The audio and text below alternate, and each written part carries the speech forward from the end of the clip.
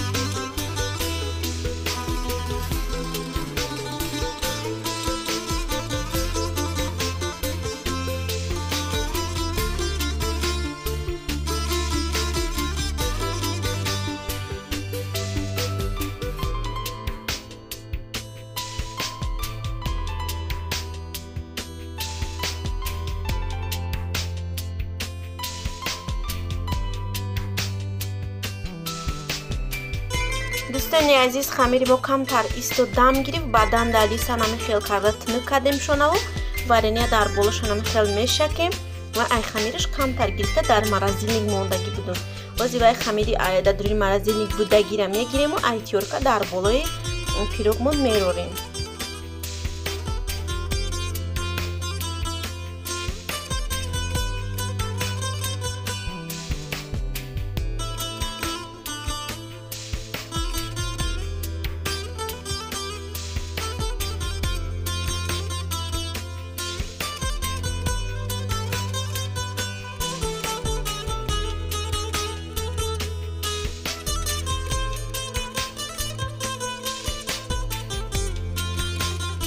دوستانی عزیز، پیروگی ما پختک انا همین خیلی آمدک.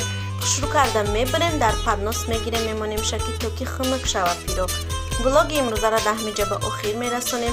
از همه شما منت دارم برای دستگیری ها، برای سخن های خوب شما هستین که کانال ما پیش میرود. تماشا بینین عزیز، کسانی که ابونه شدگی نیستن یعنی که подписаться کردگی نیستن подписаться کنین، لایک و کامنتاری فراموش نکنین. تماشا بینین عزیز، رحمت برای دستگیری هاتون یک بار دیگه. تماشا بینین عزیز، خیر در پناه خدا باشین. مردم خوبی مسلمانی روی دنیا در کجای باشه خداوند همگیتون نگهبان باشه تا ویدیوهای